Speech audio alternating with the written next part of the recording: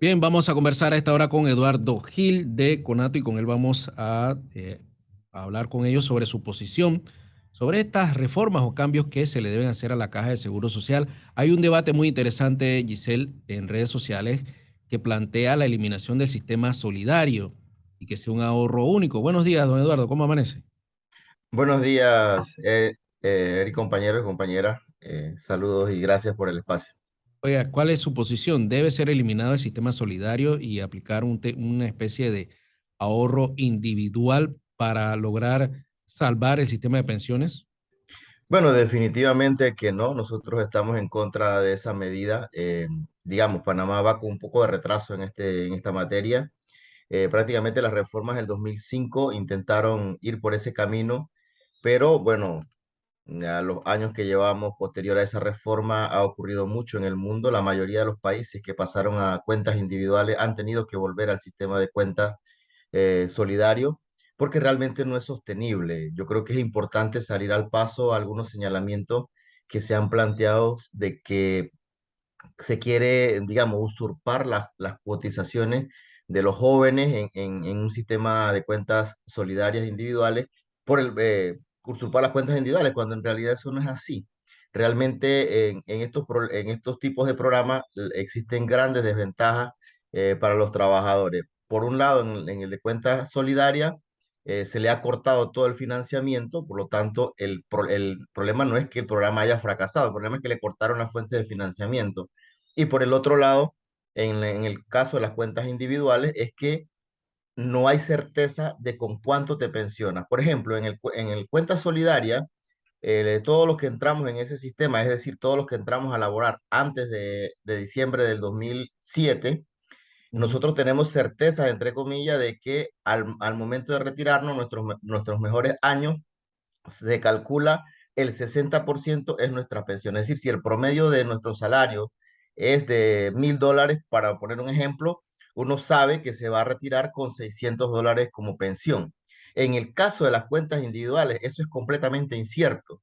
Y la realidad es que, según los actuarios y según lo que se ha reflejado en otros países, suele ubicarse entre el 20 y el 40%. Es decir, que de los $1,000 que te arrojaría como promedio, te estarías pensionando con 200 o $400. Eso es lo que las proyecciones han mostrado. Entonces, no es tan cierto de que los jóvenes son afectados con esto. No, el problema es que los jóvenes van a tener esa afectación 20 o 30 años después y probablemente muchos de los que están empujando ese sistema ya no estén en la palestra pública, ya no sean políticos, ya hayan desaparecido y por lo tanto los jóvenes han sido engañados o habrán sido engañados durante todo este periodo en el cual se mantiene ese sistema. Entonces, realmente hay muchas otras alternativas, que ese es el otro problema.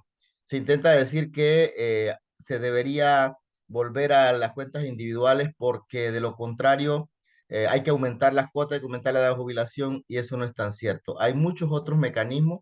De hecho, el CONATO ha planteado 35 medidas para salvar la caja de seguro social sin afectar a los trabajadores. Dentro de eso está, obviamente, algún tipo de remanente en función de los activos de Panamá, el canal, la minería, otras actividades, los puertos, por ejemplo, pero también está el hecho de cómo hacemos una mayor rentabilidad del fondo de pensiones, es decir, dinero que nosotros estamos depositando no está generando intereses. Y de hecho, esos dineros no pueden ser invertidos por ley, por ejemplo, en la ampliación del metro o abrir una línea del metro, no se puede. Sin embargo, allí nos prestan bancos internacionales, muchos de los cuales podrían perfectamente o mantienen las reservas del Canal de Panamá. Es decir, ellos nos prestan con nuestro propio dinero, pudiendo haberse utilizado el dinero de la Caja de Seguro Social con un sistema seguro de pago, que es los bonos del Estado, y de esa manera se hace rentable. La verdad es que los fondos de la Caja de Seguro Social no están generando intereses y por eso, o intereses muy bajos, y por eso obviamente no crecen los fondos de pensiones. Entonces, definitivamente que hay una cantidad de alternativas, hay una cantidad de medidas, pero se está focalizando solamente en el aumento de la edad de jubilación y en el aumento de las cuotas que no van a resolver el problema, que es una curita en un sistema complejo. Sin embargo, la otra idea que se está vendiendo es de que se resuelve por cuentas individuales. Probablemente lo que se busque es recargar en el individuo, porque ahí viene la palabra, cuentas Sí, individuales en el individuo. Esto funcionaría, digamos, en un supuesto de que la gente permaneciera permanentemente en un empleo. Cada vez nosotros estamos viendo que hay más inestabilidad laboral. Al haber mayor inestabilidad laboral, los trabajadores individualmente van a poder aportar menos al sistema y por lo tanto sus pensiones, vuelvo y digo, son inciertas. Igual que las mujeres que hoy en el sistema solidario tienen una edad de retiro anticipada a los hombres, en el de cuentas individuales, esa edad de retiro anticipada juega en contra, porque entonces las mujeres van a aportar menos y sus pensiones van a ser más bajas. Y si además de eso se integra el elemento de la expectativa de vida que crece y que se constituye en un riesgo para la población, tiene que pagar un seguro por sí, esa expectativa de vida, obviamente que sus pensiones se van a ubicar pero, en muy bajos en pero cuanto al que, retorno, a la tasa de reemplazo. pero la OIT nos dijo el problema, pero no nos plantea la solución, porque hemos estado solucionando el problema de, como usted lo dice, de 5 en 5 años y lo estiramos, tomamos unas medidas que de repente lo extienden otros 5 años más, pero ya necesitamos una medida definitiva y que sea funcional. Y como usted bien lo menciona, que el dinero genere intereses, que produzca intereses para garantizar al final la jubilación de todos. Sí, ok, la OIT, hay algunas cosas, algunos supuestos sobre los que no estamos de acuerdo con la OIT. En primer lugar, las proyecciones económicas. Nosotros sentimos que este porcentaje de crecimiento económico que la OIT plantea es muy deprimente. Es decir, Panamá ha tenido un comportamiento económico diferente al que está proyectando la OIT. Lo mismo ocurrió en el 2005. Y hay otras variables que integra la OIT o que no integra más bien la OIT y que son importantes a considerar. Sin embargo, la OIT ha sido clara, o sea, nosotros hacemos la fotografía del momento y vemos o exploramos las posibilidades que tiene de resolverse, pero quienes tienen que resolverlo son los actores. Y en este caso, pues la OIT, como es un organismo tripartito, no puede decir, por ejemplo, abiertamente, aunque se desprende del informe, el enfoque de los trabajadores es el correcto, porque entraría en una disputa al ser un ente tripartito entre el gobierno y los empresarios. Por eso la OIT va a abogar porque sea el diálogo social tripartito el que defina las medidas a tomar. Lo cierto es que el actual diálogo no cuenta con la participación de los trabajadores por su propia composición. Para poner un ejemplo concreto, los trabajadores no quisimos participar en ese diálogo porque en ese diálogo se incluyeron una serie de actores que distorsionan. El ¿Quiénes son principal esos? problema de la Caja de Seguro Social, por ejemplo, está en el clientelismo político o cómo los políticos entran a definir que si los nombramientos, que si las Ujú. contrataciones dentro de la Caja de Seguro Social. Y el gobierno, lejos de dejar esos actores que perjudican a la caja fuera de este escenario, lo que hizo fue integrarlo. Obviamente, ellos van a pelear por sus propios intereses y no por los intereses supremos nacionales, que es el tema de salvar la caja de seguro social, pero no solamente salvar la caja de seguro social, sino salvar a las personas que puedan pensionarse con una jubilación justa, con un monto adecuado para enfrentar el costo de vida. Es decir, que el informe de la OIT sí arroja muchas luces. Lógicamente, Ujú. lo que se requiere sería que empresarios y trabajadores, junto con el apoyo técnico de la OIT, empiecen a crear escenarios de Pero, cómo poder resolver efectivamente a largo plazo el problema de la caja de seguro don social. Eduardo, pero es que usted me confiesa que los trabajadores no quieren participar del diálogo, entonces, ¿cómo vislumbramos un diálogo? O sea, ¿cómo lograr un consenso en el que todos se sienten, en que todos dialoguen y que la decisión sea tomada con la opinión y el respaldo de todos los sectores? Nosotros no es que no queramos participar, de hecho nosotros defendemos la necesidad de construir un diálogo, pero de un diálogo equitativo, realmente. O sea, así como está, este diálogo está distorsionado y si nosotros se lo dijimos al presidente de la República. ¿Pero De hecho, en eso quién lo coincidimos. distorsiona? ¿Quién no lo Démosle en su... distorsionan? Por ejemplo, Ajá, los actores políticos, los el diputados que están partido. dentro del escenario del diálogo. Ok, Partido político, imagínate, hay un partido político que le aparece con $40.000 de deuda, $400.000 de deuda a la caja y está sentado en esa mesa tratando de resolver los problemas de la caja. Es una contradicción de fondo. O sea, la misma gente que le está haciendo daño a la Caja de Seguro Social a través del clientelismo político, del nombramiento, de las contrataciones, los sentamos en la mesa para que resuelva el problema.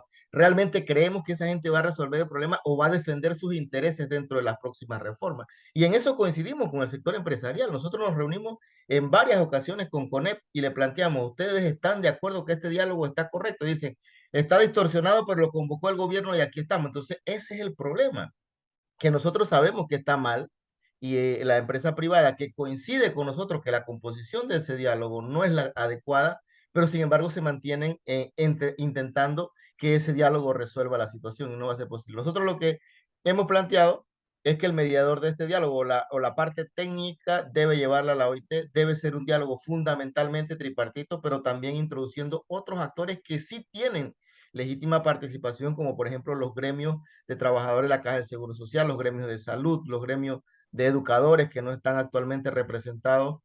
O sea, hay una serie de actores que sí tendrían que estar presentes en ese diálogo, además de los empresarios y los trabajadores, y hay otros que definitivamente no deberían de estar. Entonces, lo que nosotros estamos apelando es que realmente se recomponga el diálogo para poder que fluya realmente una propuesta. No se trata solamente, como se ha querido decir, es que queremos salvar la caja, sí, pero también queremos garantizar que esta caja de seguro social que vamos a salvar le garantice a cada uno de los trabajadores y trabajadoras activos en este momento un retiro para poder tener una vida digna. De nada nos vale salvar la caja de seguro social y que luego los trabajadores se retiren con $150 de pensiones o de $200. Eso sería un absurdo. Entonces hay que equilibrar las dos cosas. Salvar la caja, sí, pero también salvar las pensiones dignas para los trabajadores, porque si no, mañana pasado vamos a tener un problema grande. Y es que mucha gente que cotizó toda su vida va a tener una pensión más baja que el que nunca cotizó y está recibiendo 120 a los 65, por ejemplo. Eh, Entonces, ese tipo de están contradicciones nosotros trabajando. no la podemos permitir. Y hoy es un riesgo grande, porque estamos hablando de cerca del 45% de informalidad. Todo ese 45%, ¿para dónde cree que va? Va para los 120 a los 65 porque no está cotizando. Entonces tenemos que buscar mecanismos para que realmente ese 45 entre a cotizar. Y lo lamentable y lo vergonzoso en este sentido es que de ese 45% hay trabajadores que están laborando para empresas formales. Es decir, que simplemente se trata de mecanismos utilizados por las empresas para no pagarle la cuota a los trabajadores y aparecen como informales dentro de las empresas formales. Ahí están las estadísticas que el gobierno ha presentado en donde aparece un porcentaje importante de trabajadores en empresas formales que están en condiciones de informalidad. Es No, y decir, el que el problema es muy, muy, muy serio y que hay que enfrentarlo tal y cual como se requiere.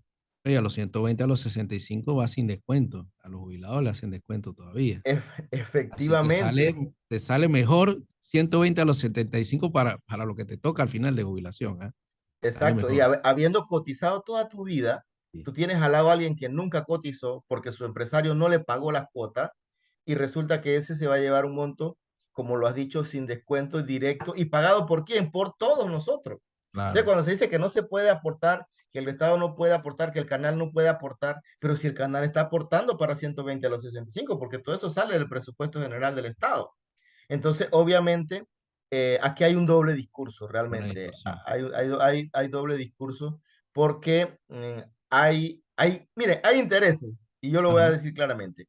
Hay diga. intereses que quieren privatizar los fondos de pensiones.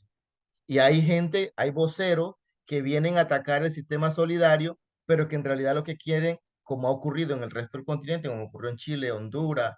Mira, por ejemplo, Argentina tuvo que volver a cuentas solidarias.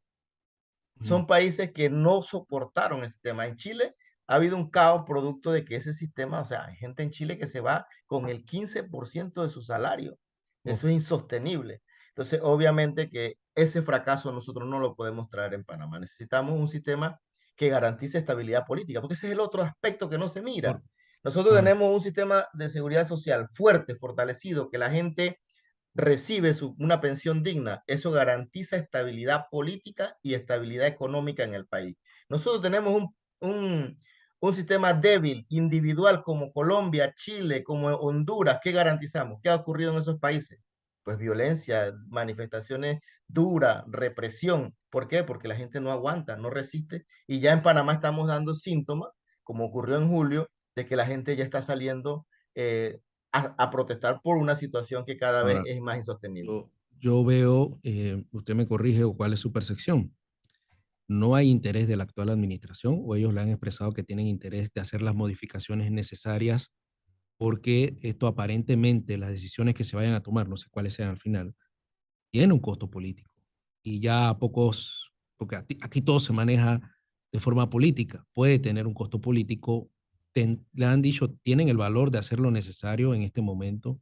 Mira, en un principio nosotros sentimos que había un interés, vimos incluso las declaraciones del presidente, lamentablemente este gobierno dice una cosa y luego para ejecutarla toma bastante tiempo, al final no se termina ejecutando, pero hoy vemos cada vez más distante el interés del gobierno en resolver el problema.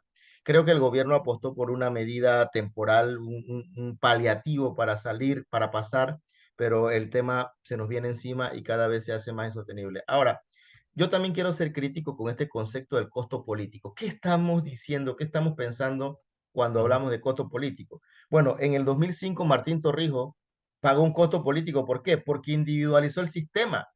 Si Martín Torrijos hubiera actuado en función de los intereses del pueblo y fortalece el sistema de cuentas individuales, no hubiera tenido que pagar un costo político, por lo menos no con el pueblo, pero sí con los intereses económicos que financiaron su campaña. Entonces, hoy nos encontramos ante lo mismo. El presidente Cortizo puede tomar una decisión de resolver este tema fortaleciendo el sistema solidario y desarticulando el de cuentas individuales. Y eso no le traería ningún peso político con la población. Le traería un peso político con los empresarios que son los que tienen intereses en quedarse con los fondos de pensiones de los trabajadores. Y eso es una realidad. Aquí hay empresarios que quieren quedarse con los fondos de pensiones como hicieron en Chile, como hicieron en Honduras, en Colombia. Entonces el costo político depende. Si ujú. si el gobierno realmente actúa en favor del pueblo, nosotros buscamos un sistema, fortalecer un sistema de solidario, buscar fuentes de financiamiento, estrategias para que los fondos de reserva generen mayores intereses y obviamente eso no tiene por qué recargar un costo político. Costo político es querer aumentar edad de jubilación, aumentar cuotas o seguir con un sistema solidario e individual que ha fracasado en todo el continente. Según el informe de la OIT, el 90% de los sistemas de cuentas individuales han fracasado en el mundo. El 90%, o sea, nosotros estamos viendo que de cada 10 intentos, 9 han fracasado y nosotros queremos seguir en ese mismo camino. O sea, es un Ah, absurdo que ¿Y se plantee este tema. por qué es malo privatizarlo? O sea, hacerlo privado, que yo pueda decidir un retiro privado y no seguir con la institución. Bueno, ya está también demostrado, ¿no? Y el ejemplo que yo siempre coloco es qué le ocurre a usted con su carro o cuando usted compra un seguro privado de salud. Lo primero es que la aseguradora le vende a usted un sueño de que usted va a tener todos los beneficios. Pero al momento que usted sufre una afectación médica, en el caso de los seguros de salud, o que usted tenga una afectación en su vehículo, la aseguradora va a buscar el mecanismo, la forma de no pagarle. Por lo tanto, esto es lo que ha ocurrido, la dinámica de las privatizaciones de los fondos de pensiones, esa misma temática. Nosotros no podemos pensar que, por ejemplo, los empresarios en Panamá van a actuar distinto a como actúan en Estados Unidos, que son donde están los fondos privados de pensiones, donde los trabajadores han perdido de la noche a la mañana todos sus ahorros. Entonces, lógicamente, ya la experiencia nos dice, primero, que no es un sistema seguro. Depende de que su aseguradora, por ejemplo, se mantenga en el mercado. Usted puede haber cotizado toda su vida y resulta que usted se va a pensionar, su aseguradora ha quebrado, no aparece por ningún lado. ¿Dónde usted va a Mm. reclamar su seguro privado de pensiones? Entonces, eso ha ocurrido. Han quebrado bancos enteros que cambian de razón social y todos los fondos de todos los trabajadores que se encontraban asegurados por esa aseguradora y en ese banco desaparecieron. O sea, eso no es un invento, eso son historias de la vida real. Hay una película muy interesante, se llama Psycho, un documental hecho por Michael Moore que expresa claramente cómo se ve reflejado los sistemas de cuentas individuales, los seguros privados frente a los seguros públicos. Lógicamente que los seguros públicos tienen una garantía de que son del Estado, es decir, que el Estado es el garante. En el caso de los seguros privados, el garante es el mercado y el mercado se comporta en función de la ganancia, no del interés público, sino del interés de la ganancia. Y los empresarios juegan Es como si usted le entregara su dinero a alguien que fuera a jugar casino. Usted le entregaría su dinero a alguien que le promete, mira, dame No, 100 no, dólares no. que yo voy a apostar y te regreso 200. Bueno, el seguro privado es eso. Usted le está entregando dinero a los empresarios para que ellos inviertan en la bolsa y cuando usted se va a jubilar, ellos le van a decir, mira, todo lo que yo me gané en la bolsa de valores, entonces yo le voy a devolver un porcentaje de ganancia a usted. Pero la bolsa de valores es un casino, es un gran casino. Puede que un día las acciones suban, un día las acciones bajan. Y usted puede encontrarse al momento de cobrar sus pensiones, mira, lo lamento, jugamos y perdimos. Yo cobré durante el tiempo que administré tu dinero, te voy a cobrar una parte por gastos de administración. Esos son los que las conocidas AFP o administradora de fondos de pensiones. Te cobran un porcentaje por administrar tu dinero. Es decir, encima de que le das el dinero para que vaya a apostar al casino, tú le tienes que pagar un porcentaje de ese dinero para que él apueste por ti. Por mi Entonces, plata. con tu plata, exactamente. Entonces, esos son, claro que eso le conviene a mucha gente, o hay gente que se ha hecho multimillonaria a costa de los aportes de los trabajadores, y hay gente aquí en Panamá que quiere jugar en ese casino. Obviamente no es la mejor ruta a tomar en función de los riesgos que eso implica y del fracaso que ha tenido y la historia. O sea, si uno ha visto cómo se ha repetido, no puede pensar que aquí no vamos a encontrar con empresarios muy buena gente y muy bien intencionados que van a respetar tus fondos, que no los van a poner en riesgo y que al final del camino tú vas a tener una pensión justa y que ellos van a tener un margen bajo de ganancia. La ¿Qué, realidad no llega hasta tanto. Así qué que, qué impacto ha tenido este tema de la deuda del sector privado? Y no solo el tema del sector privado. Ahora, hace pocos días vemos que no se ha firmado el contrato con la minera y de no firmarse, pues el dinero prometido que iba para el Seguro Social, de seguro que tardará el doble en llegar a su destino. ¿Qué bueno, tanto ha influido este manejo? mire, nosotros hemos sido muy críticos con la forma como se negoció el contrato con la empresa minera Panamá. Y nosotros hemos sido críticos porque nosotros tenemos un sindicato en la empresa minera Panamá. Y la verdad es que cuando se anunció, por ejemplo, el capítulo laboral, la ministra Doris Zapata anunció que habían ganado, habían logrado que la empresa aceptara aplicar el Código de Trabajo de Panamá. Usted se imagina eso? O sea, usted está negociando con una empresa y luego anuncia al país de que la empresa ha aceptado aplicar el convenio colectivo, el Código de Trabajo, perdón. El Código de Trabajo es de obligatorio cumplimiento para todas las empresas. No hay que negociar lo que ya está establecido en la ley. Sin embargo, nosotros tenemos un fuerte ataque de la empresa minera Panamá. Nosotros reintegramos a un trabajador recientemente, a un dirigente sindical, y la empresa simple y sencillamente ha dicho, no lo voy a colocar en su puesto de trabajo, lo pongo allá, lo sanciono, lo amonesto. ¿Y qué hace el Estado? Nada. El Ministerio de Trabajo no puede hacer nada. Está atado de manos frente al poder de la empresa. Entonces, obviamente, esta empresa lo que ha demostrado y lo que sigue demostrando es que hace lo que le da la gana. No hay contrato, se le anuló el contrato, pues yo sigo operando y nadie me hace nada. Y el gobierno nos trata a nosotros de convencer de que ellos han negociado de tú a tú, como dice el presidente, con la empresa minera. No, prácticamente el gobierno se ha puesto de rodillas. La empresa impide que los dirigentes sindicales entren y se reintegren a los trabajos como corresponde, como dice el Código de Trabajo, y nadie hace nada. Entonces, lógicamente, ese es un ejemplo claro de que no hay manera, tal y cual como está, de que el Estado se ponga en igualdad de condiciones con el poder económico de la empresa minera Panamá. Entonces, esa es la consecuencia que nosotros estamos viendo de por qué tanta demora. ¿Por qué tanta demora? Pues porque durante todo este tiempo la empresa va a seguir operando sin contrato. Es más, yo diría que hasta puede decir, no voy a pagar ningún tipo de regalía porque yo no tengo contrato. No hay nada que me obligue a mí a pagar nada.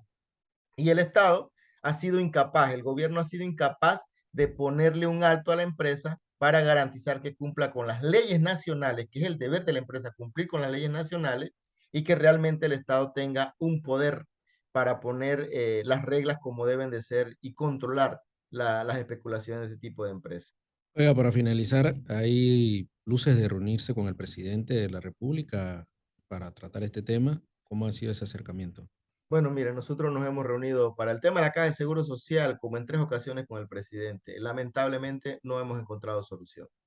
Eh, no sé, creo que la situación se está esperando que estalle o se está apostando a que no explote. Estamos jugando como a la ruleta rusa, esperando del gobierno de que no pase nada, de que la caja de seguro social no colapse, de que se le meta algún recurso para sostenerla un año más y que sea el próximo gobierno el que tenga que ver cómo resuelve esta crisis. Eso sería una total irresponsabilidad y lo decimos con toda propiedad. Si el gobierno apuesta por eso, sería irresponsable con la población. Es importante poner un alto, llamar al sector empresarial, llamar a los sectores de los trabajadores y ponernos de acuerdo en configurar un nuevo diálogo que realmente permita salvar la caja y salvar las pensiones de los trabajadores y las trabajadoras. Muchas gracias a Eduardo Gil de Conato por compartir con nosotros su opinión y su balance, ¿no? Su percepción también de la realidad que enfrenta actualmente el sistema de pensiones de la Caja del Seguro Social. Don Eduardo, que tenga muy buenos días. ¿Eh? Igual, igual, saludos. Gracias. 7:01 de la mañana.